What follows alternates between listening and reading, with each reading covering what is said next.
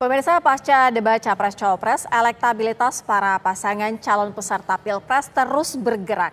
Survei terbaru LSI DNJA menyebutkan elektabilitas pasangan Prabowo Subianto Gibran Raka Buming Raka melesat jauh meninggalkan para pesaingnya. Sementara Anies Muhaimin berhasil melampaui elektabilitas Ganjar Mahfud.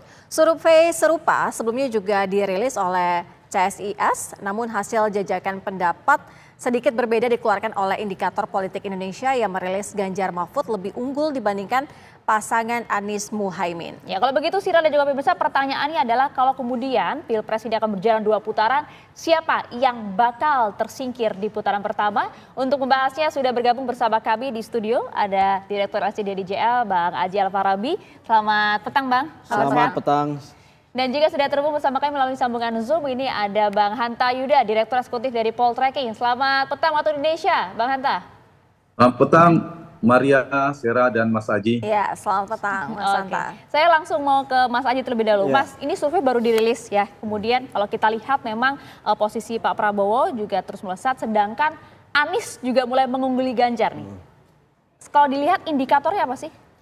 Iya, ini kan survei pasca debat Capres maupun debat Cawapres. Walaupun debat Cawapres kan pelaksanaannya tanggal 22 Januari. Sementara lapangan kita itu di tanggal 17 sampai tanggal 23.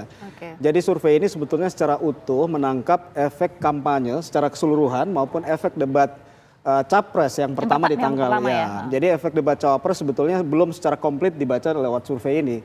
Dari hasil ini memang ada beberapa dinamika elektabilitas yang bisa kita lihat memang menarik untuk kita cermati di 47 hari menjelang Pilpres. Yang pertama adalah pasangan Prabowo Gibran memang selalu konsisten dalam 4 kali survei terakhir yang kita lakukan itu selalu di atas 40%. Kemudian yang kedua, kalau kita lihat tren Pak Ganjar ya pasca deklarasi Capres-Cawapres, pasca pendaftaran di KPU memang trennya terus menurun ya, bahkan di survei kita terakhir di akhir Desember ini sudah dilampaui oleh pasangan Anies Caimin ya. Dan yang ketiga memang tren Anies Caimin yang terus naik. Dari hasil itu memang tadi juga kami sampaikan dalam rilis bahwa peluang Pilpres 1 putaran ataupun 2 putaran itu sebetulnya masih 50-50. Karena yang pertama adalah kalau kita lihat secara elektabilitas Pak Prabowo sudah di angka 43,3%. Artinya butuh hanya tambahan 7% untuk bisa 1 putaran, menang dalam 1 putaran. Namun kalau kita lihat sisi mereka yang belum menentukan pilihan tinggal 7%. Di sisi yang lain kita lihat semangat bertarung antara pasangan Ganjar Mahfud dan pasangan Anies Muhaimin untuk lolos ke putaran kedua yang juga masih besar. Maka ini bukan hal yang mudah bagi pasangan Prabowo Gibran untuk bisa menang dalam 1 putaran. Walaupun secara kalkulasi matematisnya kemungkinan itu masih ada ya. Jadi kita melihat memang ada semangat yang berbeda antara ketiga pasangan ini. Pasangan Prabowo Gibran punya semangat untuk bagaimana lolos untuk menang 1 putaran. Kalaupun 2 putaran sudah pasti pasangan ini yang lolos ke putaran kedua, 1 tiket yang pertama. Yang kedua adalah pasangan Ganjar Mahfud maupun pasangan Anies Caimin ini berlomba-lomba untuk lolos ke putaran kedua. Kalau kita lihat dari sisi selisih memang pasangan Anies Caimin itu hanya membutuhkan 7-8% untuk lolos putaran kedua. Sementara Ganjar Mahfud lebih besar ya, butuh kurang lebih 10%. Kalau kita lihat data memang ini bukan data yang enak dibaca oleh tim Ganjar Mahfud ya. Karena pertama adalah trennya selalu terus menurun sejak November. Yang kedua adalah kita lihat ada migrasi pemilih yang puas terhadap Pak Jokowi ke pasangan Prabowo Gibran itu makin besar. Dan sisi yang lain sebaliknya pasangan pemilihnya Pak Jokowi ya, pemilih yang puas terhadap Pak Jokowi ini juga semakin menurun di dukungannya terhadap pasangan Ganjar Mahfud. Jadi kalau kita lihat kan sebetulnya Prabowo Gibran dan Ganjar Mahfud ini kan bertarung di kolam yang sama ya. Sama-sama ingin memperebutkan pemilih Jokowi, mereka yang puas terhadap kinerja Pak Jokowi. Sehingga ketika pasangan Prabowo Gibran trennya terus naik memang akan menggerus suara dari pasangan Ganjar Mahfud.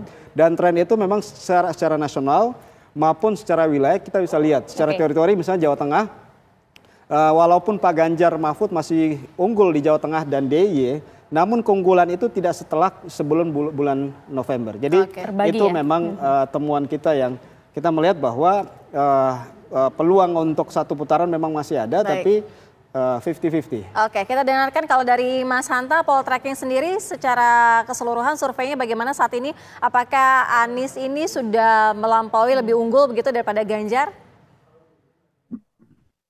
Ya, memang per hari ini kalau kita baca ya potensi pilpres akan berlangsung 2 putaran relatif lebih terbuka terbesar dibandingkan 1 putaran. Karena apa? Paling tidak ada 3 variabel indikatif. 1, tren elektabilitas Prabowo Gibran itu memang paling tinggi, kemudian cukup signifikan tren kenaikannya, tapi saat ini di bulan terakhir ini mulai melandai trennya.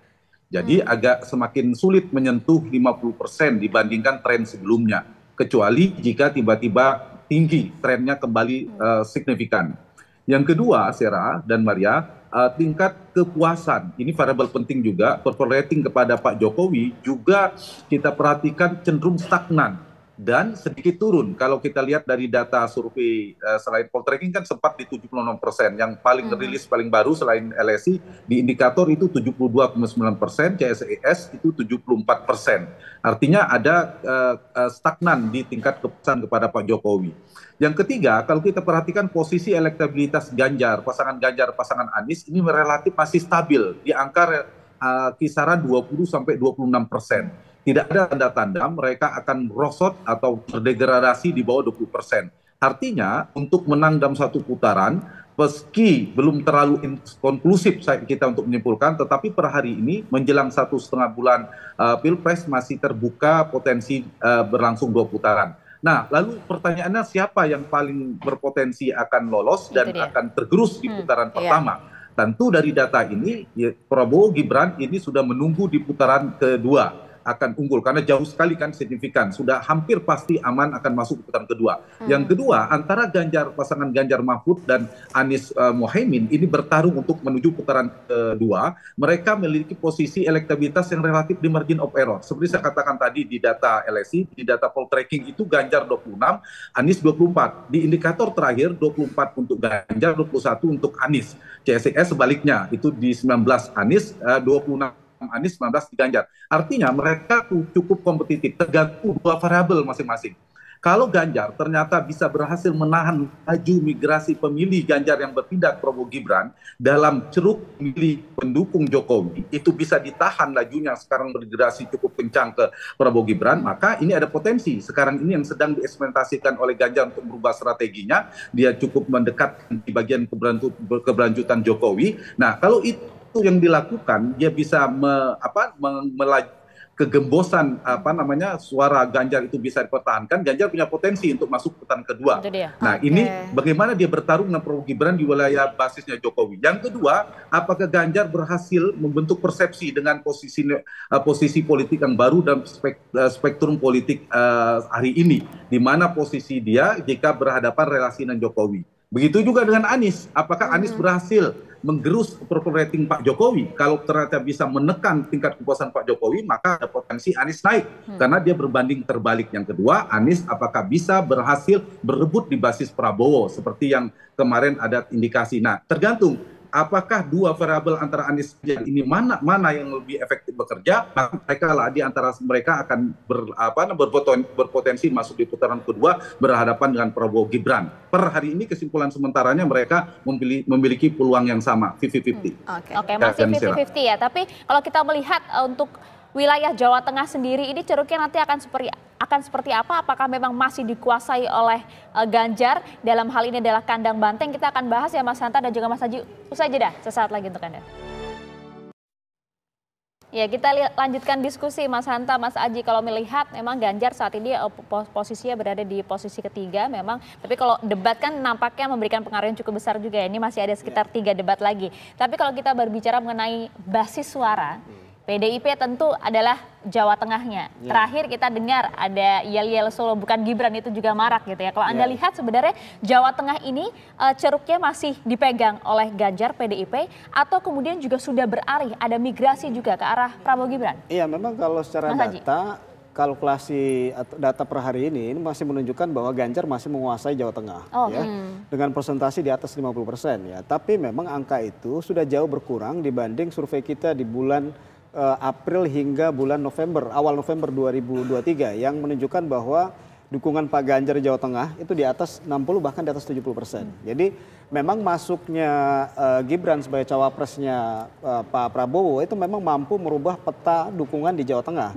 terutama di daerah Solo Raya yang kita tahu di situ Gibran menjadi wali kota di situ, sehingga memang selain Gibran juga ada pengaruh Pak Jokowi yang begitu kuat di Jawa Tengah yang kemudian mampu mendongkrak suara Prabowo Gibran di Jawa Tengah. Namun selain itu kalau kita lihat data, Jawa Timur juga menunjukkan perubahan yang signifikan ya. Tadi data kita rilis bahwa di bulan sebelum November 2023 posisi Jawa Timur itu selalu ketat antara Pak Ganjar dan Pak Prabowo. Tapi ketika pasca pendaftaran KPU, pasca deklarasi pasangan capres, kita lihat ada perubahan yang semakin konsisten ya di Jawa Timur, ada kenaikan yang selalu terjadi, tren yang konsisten terjadi di pasangan Prabowo Gibran sehingga angkanya mencapai 48% di Jawa Timur, sementara Pak Ganjar mengalami penurunan ya. Jadi kalau kita lihat di battlefield di 3 daerah Jawa ya, Jawa Timur, Jawa Tengah dan Jawa Barat, memang Prabowo cenderung masih relatif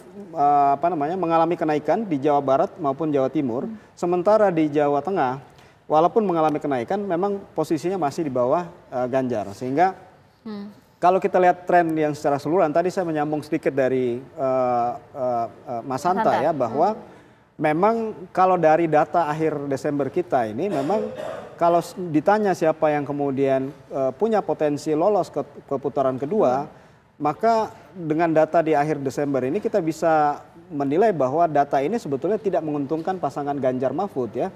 Karena satu tadi saya sampaikan bahwa trennya, karena tren ini memang kita butuh waktu atau butuh momentum untuk pasangan Ganjar Mahfud harus rebound kembali. Nah, momentum ini yang kita belum melihat sejauh mana, walaupun tadi ada perubahan posisi ya, ada posisi semakin jelas dari Pak Ganjar.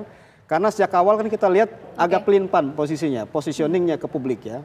Kita lihat bahwa pasangan Prabowo menempatkan positioningnya sebagai pasangan yang melanjutkan pemerintahan Jokowi. Gitu sementara di sisi lain Anies dalam posisi untuk oposisi. Sementara Ganjar kita belum jelas posisinya. Ya. Sekarang kan mulai kemudian ingin memperjelas bahwa Ganjar Mahfud juga bagian ingin melanjutkan pemerintahan Jokowi. Namun butuh momentum-momentum yang besar, butuh hal-hal yang luar biasa untuk bisa rebound kembali elektabilitas dari Ganjar Mahfud. Dan yang kedua adalah tadi saya sepakat sama Mas Hanta, bagaimana untuk bisa menahan ya menahan dukungan pemilih Jokowi yang awalnya mendukung Ganjar untuk tidak pindah secara lebih banyak lagi ke pemilih untuk mendukung pasangan Prabowo Gibran. Iya, tadi Mas Hanta sempat menyinggung itu. Saya ingin ke Mas Hanta. Mas Hanta, kalau melihat migrasi suara begitu, bagaimana suara dari Ganjar ini bisa berpindah ke Prabowo? Artinya sosok apa yang paling ataupun indikator apa yang paling menentukan? Apakah karena sosok dari Joko Widodonya atau memang dari Prabowo dengan Gibran ya begitu? Atau tidak bisa dilepaskan juga gitu karena ada kaitannya satu sama lain? Ya, kalau kita perhatikan memang Ganjar sedang merevisi strateginya ya. Sebelumnya Mas Ganjar agak mencoba berjarak dengan Pak Jokowi, mengkritik Pak Jokowi, tetapi itu justru yang diuntungkan adalah Mas Anies, justru Anies yang tinggi. Dan ini merevisi sekarang justru mempersepsikan juga bagian dari keberlanjutan Jokowi. Jadi Mas Ganjar dalam konteks ini sebenarnya bertarung dengan Prabowo Gibran untuk menunjukkan siapa yang paling Jokowi. Nah, yang kejokowiannya Gibran ini kan sulit untuk dibantah karena dia Jokowi Junior. Nah, itu tantangan bagi Mas Ganjar selain terlambat merevisinya, tetapi juga berhadapan dengan Gibran yang relatif lebih terrepresentasi bagian terasosiasi kuat dari Pak Jokowi. Berebut di ceruk yang puas dan kinerja Pak Jokowi. Jadi faktor Jokowi sangat penting di basis tadi yang saya lanjutkan disampaikan oleh Mas Haji, di basis-basis pendukung Pak Jokowi cukup kuat di Jawa Tengah, di Jawa Timur, Jawa Barat. Di Jawa Barat, di Jawa Timur, di data poltreking juga itu sudah dimenangkan oleh Prabowo Gibran hampir semua kalau kita cross step, kecuali Jawa Tengah dimenangkan oleh Ganjar, tetapi trennya Prabowo naik, Ganjar agak turun di sana. DKI itu relatif berimbang. Di daerah lain praksis itu sudah dimenangkan oleh Prabowo Gibran. Nah, ini yang saya kira jadi tantangan bagi Mas Ganjar. Mas Ganjar berhadapan dengan Gibran, tanda petik sebenarnya. Kalau Mas Anies beda. Mas Anies berhadapan dengan dua tokoh besar sekaligus, yaitu dengan Jokowi dan dengan Prabowo. Apakah Anies Baswedan berhasil berhadapan dengan Jokowi untuk menggerus tingkat kepuasan pada Jokowi? Yang kedua, apakah berhasil berhadapan dengan Prabowo berebut di basis Prabowo seperti Sumatera, Jawa Barat, dan Banten misalnya? Kalau ternyata tidak berhasil karena pemilih Prabowo misalnya masih makin solid, maka sulit juga untuk tumbuh. Nah, saya kira saya sama dengan kita data dengan Mas Aji, kalau menggunakan analisis tren, Ganjar maupun Anies relatif lebih berpotensi. Nah, satu lagi Sarah dan Maria, saya kira ada potensi yang kita buka bahwa Pilpres akan berlangsung dalam satu putaran masih terbuka. Apalagi kalau kita lihat dari perhitungan Prabowo Gibran, itu potensi menang dalam satu putaran bagi mereka lebih besar ketimbang 2 putaran. Kenapa? Kalau 2 putaran, dinamika politik akan berubah, persepsi publik akan berubah. Nah, karena itu ada 3 variabel. Secara singkat saya ingin katakan, apakah ada peningkatan kepuasan pada Jokowi? Kalau tingkat kepuasan Pak Jokowi tiba-tiba naik sampai 80%, itu ada potensi Pilpres berlangsung satu putaran. Yang kedua, apakah basis Jokowi bisa solid digerakkan kembali bermigrasi dengan cepat ke Prabowo Gibran, itu terus tidak bisa ditahan oleh Ganjar, itu bisa berpotensi menjadi satu putaran makin terbuka. Dan terakhir, dan satu lagi, tadi kerjanya Gibran ya di basis Prabowo, di basis Jokowi. Yang ketiga terakhir, apakah Prabowo bisa berhasil mempertahankan, menyolidkan basis dia di seperti Jawa Barat, Sumatera yang tidak tergerus oleh Anies Baswedan. Nah, ini kalau bisa dipertahankan 3 variabel ini, di sisa 1,5 bulan masih potensi Pilpres berlangsung satu putaran dimenangkan oleh Prabowo Gibran. Tapi kalau sebaliknya, approval rating Pak Jokowi tingkat kepuasan justru stagnan atau turun, Prabowo tidak bisa mengamankan basis wilayahnya, kemudian Gibran juga ada pergeseran ke Ganjar kembali lagi, maka Pilpres akan berlangsung dalam 2 putaran. Prabowo Gibran menunggu di putaran kedua, sementara Ganjar dan Anies bertarung untuk berebut masuk di putaran kedua. Tapi kan yang paling menentukan adalah partisipasi pemilih di TPU nanti 14 Februari, Mas. Gimana? Tapi kan yang paling menentukan adalah nanti partisipasi pemilih di TPU di TPS pada saat 14 Februari. Betul sekali. Nah, variabel yang lainnya, Maria, betul sekali. Ujungnya harus didalami juga tingkat partisipasi di setiap basis pendukung. Nah, kalau ternyata selisihnya tipis, ini selisih tipis ya, seperti Ganjar dan Anies, maka di antara 2 pasangan yang imbang di margin of error, maka di antara pasangan ini yang bisa memobilisasi tanda petik basis pendukung yang dia kuat, itu tingkat partisipasinya sangat tinggi, maka dia berpotensi masuk putaran kedua. Misalnya saya kasih contoh, misalnya di Jawa Barat dan Sumatera relatif lebih tinggi tingkat partisipasinya ketimbang basisnya Ganjar di Jawa Tengah, maka Anies lebih berpotensi. Itu yang saya kira menjadikan variabel kedua siapa yang akan masuk di putaran kedua. Tapi kalau Prabowo Gibran itu akan sulit, sangat sulit untuk dilampaui dalam waktu 1,5 bagi Ganjar dan Anies. Tinggal mereka bertarung saja untuk melampaui di antara satunya untuk berhadapan dengan Prabowo Gibran. Kalau Pilpres berlangsung 2 putaran, gitu. Baik, kita ke Mas Haji. Mas Haji, paling tidak seberapa besar signifikannya debat ini mempengaruhi perpindahan ceruk suara juga? Iya, kalau kita lihat kan masih ada 2 atau 3 kali proses debat ya. Namun debat itu hanya salah satu dari keseluruhan cara untuk meraih pemilih atau memperbesar dukungan pemilih. Jadi kalau kita lihat dari sisi Anies Caimin, kalau dalam bola ini kan mereka harus melakukan total football ya, nggak ada beban mereka untuk melakukan total football karena mereka berada dalam posisi bagaimana kemudian bisa meraih sebanyak-banyaknya pemilih yang sebetulnya ingin isu perubahan. Sementara pasangan Ganjar Mahfud sebetulnya mereka nggak bisa secara bebas untuk menyerang karena di saat bersamaan mereka juga harus bertahan ya karena pemilih mereka punya potensi untuk diambil oleh capres yang lain, terutama adalah pasangan Prabowo Gibran. Oleh karena itu saya pikir debat ini harus menjadi satu wadah yang dimanfaatkan secara baik, terutama oleh pasangan Ganjar Mahfud ataupun Anies Caimin untuk bisa meraih dukungan terutama pemilih yang menengah atas ya maupun pemilih yang undecided tadi yang belum memilih. Namun di sisi lain kita butuh sebetulnya ada kerja-kerja konkret di basis pemilih yang besar ya. Terutama adalah pemilih yang wong cilik yang angka populasinya mencapai kurang lebih 46%. Dan per hari ini memang di situ Pak Prabowo Gibran masih kuat. Oleh karena itu kalau di pemilih ini sebetulnya tidak terlalu terjadi pertarungan yang signifikan di sini, saya pikir perubahannya tidak akan terlalu banyak bagi pasangan Ganjar Mahfud maupun Anies Caimin.